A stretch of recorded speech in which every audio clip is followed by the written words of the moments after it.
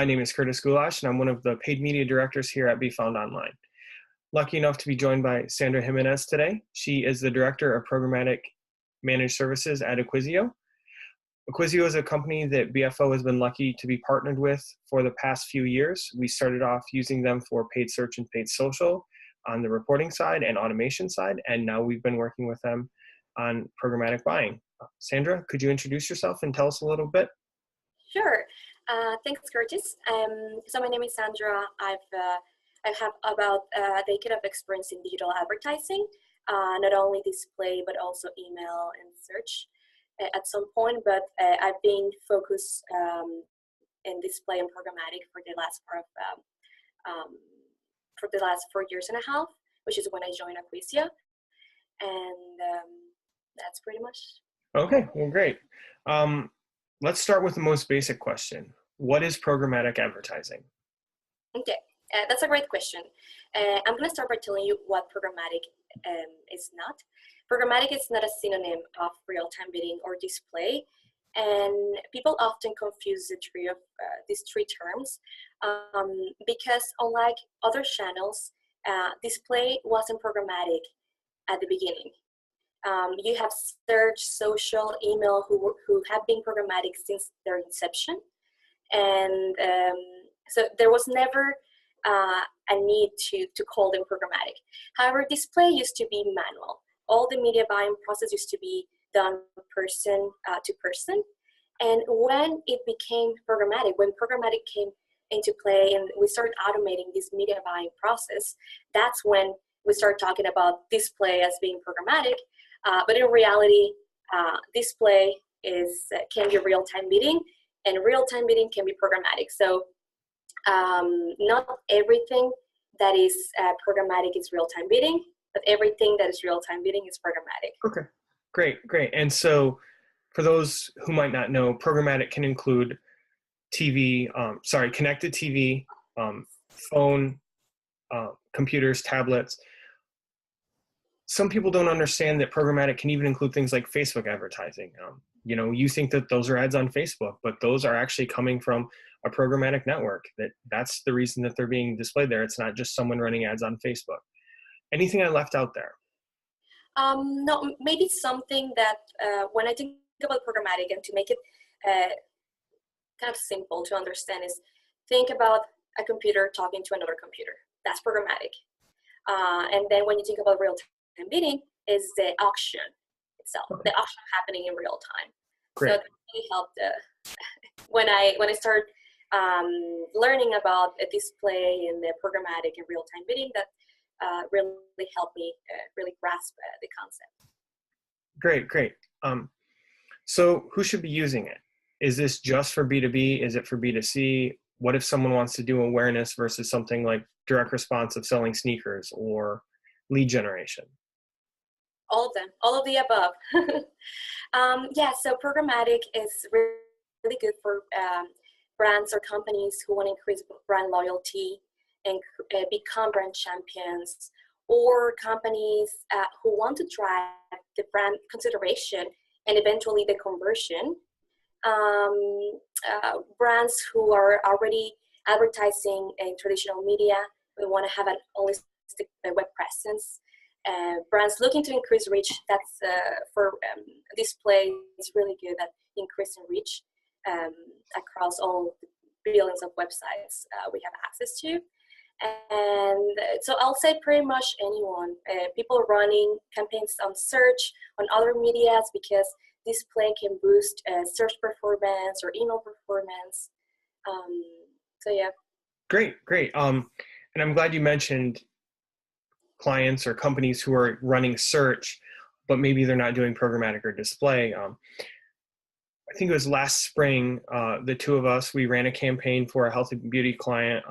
We did a 3-region test, Chicago, Colorado, and then some locations in the East. And the great thing was we saw a CPA with programmatic that was 60% less than our social. They'd previously only been running search and social. We pitched them programmatic and they were new to it. And Sandra, your team definitely helped us knock it out of the park there. Could you speak to some of the strategies that you employed on your side and maybe talk about how they're a little bit different than your traditional paid search or paid social strategy? Sure. So what we did for this campaign, since the goal was CPA, we're going for leads. In this case, we're tracking reservation requests. We obviously wanted to leverage as much as retargeting as possible. However, the cookie pool Can did I allow. interrupt you? Can Yes. we talk about retargeting for those who don't know what retargeting is? Sure. Retargeting is tracking people who go to your website and following them with ads online wherever they go. Most of the time. So we're serving them ads because they didn't complete the action that we originally intended them to. Yeah, exactly. So Great. they went to your website, they were about to, they put something on their shop cart, or they were about to fill up the form, but for some reason they stopped. So we tried to win them back because they've shown intent. They're high value users. Okay, great. Thank you. Yeah, no problem. So we wanted for this particular campaign, since the goal was actions, we wanted to focus on the people who had already shown intent, because in display, and this can also be used for native inventory. But with display, we have two different types of tactics. The ones that are at the top of the funnel, which are new user prospecting. In this case, we're going after users.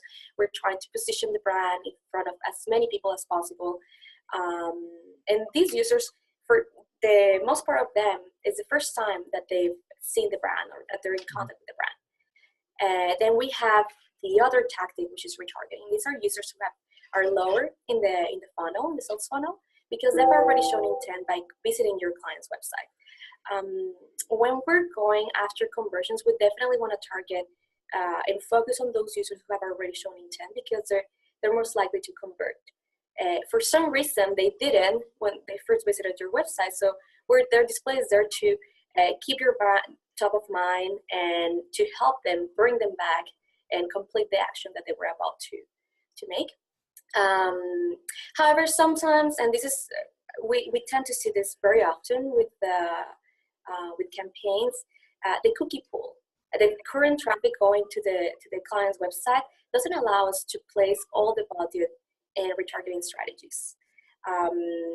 And even if there's a good amount of traffic, it's always good to have other sources bringing you fresh traffic. So if it's through a search campaign that is bringing traffic, and then we're gonna tag these users and retarget them through our retargeting strategies, or if it's through other display strategies, also trying to go and find these new users to bring to the website and to feed, to grow the cookie pool. So what we did in this case, 70% of the budget was allocated towards retargeting-based strategies, and the rest was allocated towards strategies targeting the audience, the target audience of this particular client, or geofencing, targeting users based on their location. Well, they were at competitors' locations, because we assume that by being in that place, by their geolocation, they're also very valuable users. And this was right, because the CPA for the campaign finished at a $6.45, which is very good. Pretty cheap, yeah. Yeah, pretty cheap. And we were also, in terms of CTR, I believe was 0.09%, which is also very good CTR, considering that all of our efforts were focused towards achieving a good CPA, not necessarily focused towards CTR. Right. However, based on the users we're targeting and how qualified they were and how good they fit the brand, that's why we managed to also get a very good CTR. Yep. Yeah, absolutely. We're currently running another test for the same client where we expanded the regions. The CPA for programmatic is 52% lower than the paid search. And it's just, maybe one thing we didn't talk about is that with search, someone is actively searching. So they put a query into their browser, we serve them an ad. With programmatic, it's more they're passively browsing, looking at sites, they're on their phone, they're looking at apps, and that's when we're serving them ads. And that allows us to hit them maybe when they're not most dialed in, or get them almost at the peak time when they don't realize they need something, but we're going to get it in front of them. And that's part of the real-time bidding thing, obviously, where we can look at factors like, what time of day are they most likely to convert, or do they like the red ad versus the blue ad, or should we get them with a banner ad at the top or an interstitial as they're opening an app on their phone. So those are all different factors that play into the strategy of programmatic. Yeah, absolutely. One of the things we kind of skipped over is dimension. So the different ways we could target. So obviously we can target on demographic. You mentioned geofencing, as well as, for those who don't know, so geofencing could be something as simple as, let's target the state of Illinois, or it could be, to your point, let's target users who have been to a competitor location, literally their address. And we can say, well, we know that they're interested in our type of product because they've been here, so let's serve them ads based on that. We also have first, second, and third-party data. With that, you're going to look at things like, this is your email list that people have directly gave to you, so you're going to use that to target out. And then that works all the way down to audiences, whether it be an Axiom list, Blue Kai. There's a lot of data providers that we can layer into our programmatic. With those, we can target everything from household income to things like they've recently purchased on Amazon within the past 90 days. Anything I'm leaving out on dimensions? No, just the fact that it's amazing how much data is out there and how revealing it is. Yes. Yes. There's a lot of it out there for sure. We talked about what programmatic is, what it isn't. And you even started to touch on using this in addition to other strategies. So what's your take on, is there a balance where, it's 50% search, 50% programmatic? Is it dependent on the client? Is it dependent on your individual strategies based on the channels you're using? I believe it's on a case-by-case basis.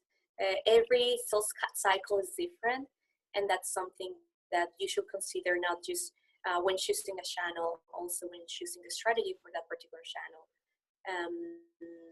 We've seen most of our campaigns, and this is just based on experience, that display boost search performance. And I think one of the challenges that we've had to face as a trading desk is that a lot of clients tend to think of search as an extension, display as an extension of search, the other way around. And that's not the case. There are different channels. That's like comparing apples to oranges.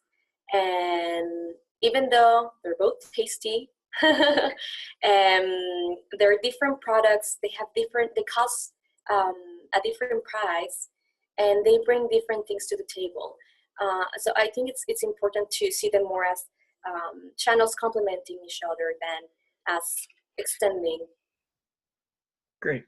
I like that you called out that there's, to paraphrase, there's no one size fits all approach.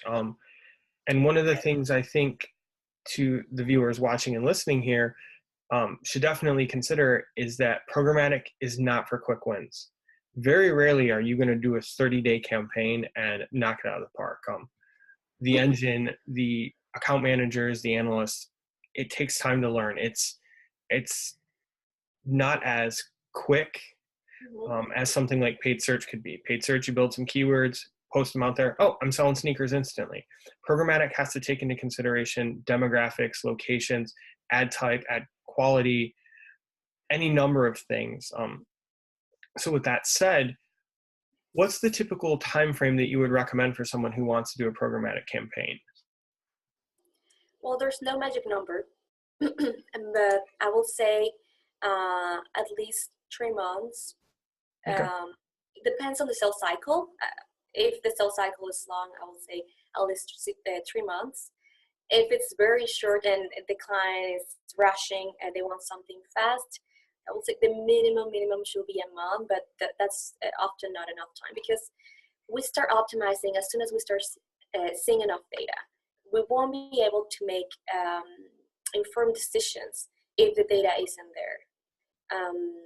So it's very important that the advertiser takes the sales funnel into consideration when establishing this the length of the campaign. Great.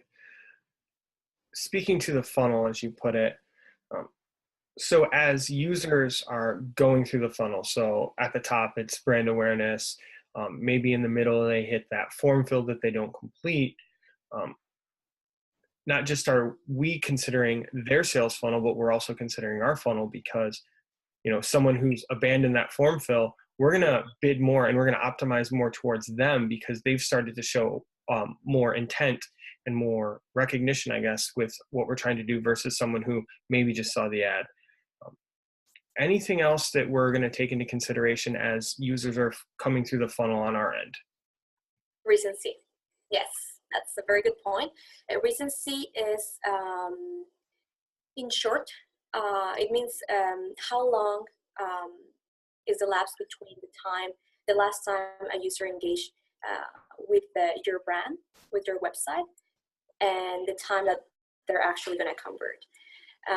So when you think about data, how you can target the users, you can target cookies or device IDs. You can buy third-party data, but that's going to be the top of the funnel, because again, these users have never interacted with your brand. They're new. They might be a good fit, but they're going to convert lower down in the funnel.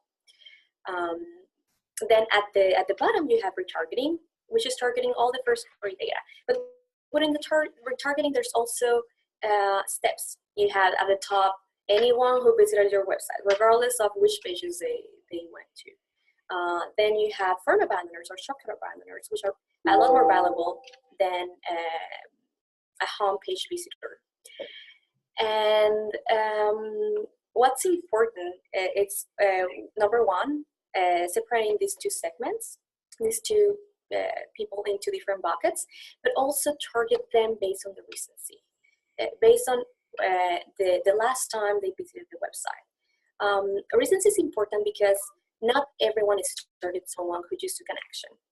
Some companies and some brands need to target people when they researching for the purchase. Others may want to catch them at the point of purchase, at the exact point of purchase. And some may want to target them afterwards, after they converted, as part of a loyalty strategy. So being able to leverage recency programmatic makes it really possible to place the right ad in front of the right person at the right time, because we're bidding higher on users who just left your site. And then lowering down our bids as the time passes, because we're assuming that if you were looking for, let's say you want to buy a present for your wife and you're browsing 30 days or 90 days later, you won't be as interested in that. You might have already purchased. Right. Yes. Yeah. I like how you called that out. We recently worked with a hotel client where there were, I think, 5 steps along the process of booking the room. It was everything from look at your dates, select your room, add your features, so on and so forth. And they would bid more based on not only how far along the funnel they were, but also when the last interaction was. And then to your point about customer loyalty, they'd wait for the booking to go through once someone got that confirmation page, and they would book or bid within so long of, hey, download the app for our hotel so you can amplify your experience here. And it worked out really well for them. But it was one of those things. They had to learn, they had to be patient, and they had to figure out what's going to work, what are the right levers to pull here, versus like, oh, just scattershot market to everyone who's been to the site. So great. I like that. I think we covered a lot here. Anything we didn't cover, or maybe you want to tell us what you think is next for programmatic? Sure. What's next for programmatic? First of all, I just want to kind of say or compare traditional versus digital. not just programmatic, digital in general. The reason why I joined and I became interested in this industry is because I do believe digital is the future. There's a lot of value in traditional media, but in terms of results measurement, digital is the way to go. It's actionable results and decisions you can take from one day to the other. You don't have to wait till you run a market study to be able to determine if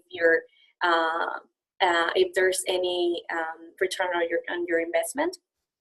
So digital is the future. Now, within digital, programmatic has been growing at a very fast pace over the last years. The latest feature, I will say, is connected TV. And that is really going to give a boost to programmatic. I do believe the future for digital overall.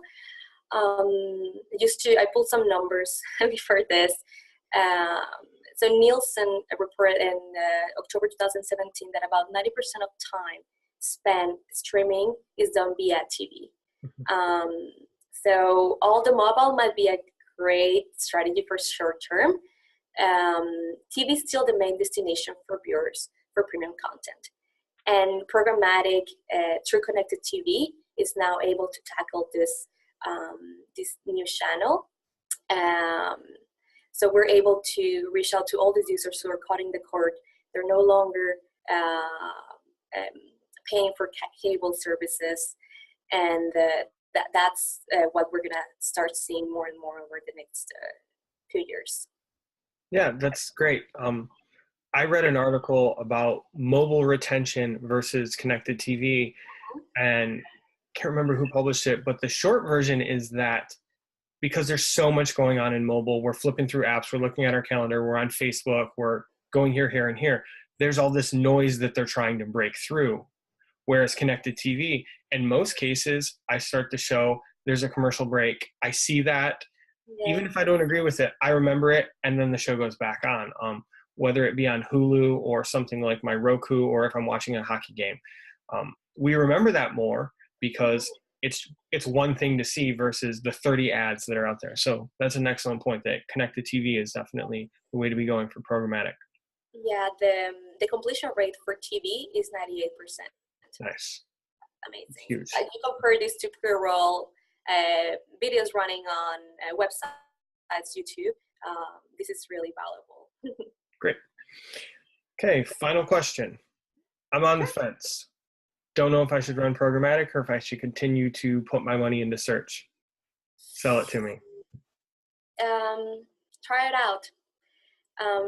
There's definitely, if you want to go and reach and really complement your efforts, the efforts that you're running through other strategies, display is a really good channel to try.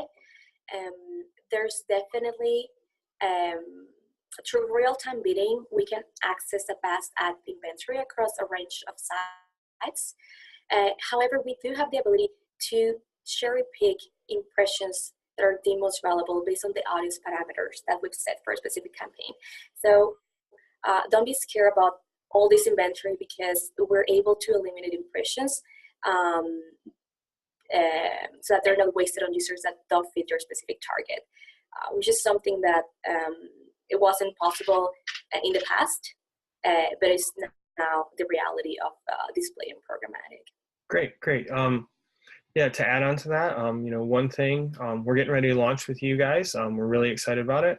We've got a wine client with a product that's a very considered purchase. And working with you, not only can we target people who are wine aficionados, but we can target people who are of a household income that can afford it versus, targeting someone who's buying wine when they go to CVS, So it's really good that, to your point, we're not wasting impressions. We're targeting the most relevant and the most qualified audience that we can through programmatic and display. Any final comments, Sandra? No, just thanks for having me and hearing this podcast. And no, if you have many questions, they can I don't know, send them to you, and then you'll send them my way. I'll be Absolutely. happy to further elaborate on any of these points. Great, great. Well, thank you to everyone who tuned in. Check it back next month when we tackle another strategy or product. Thank you.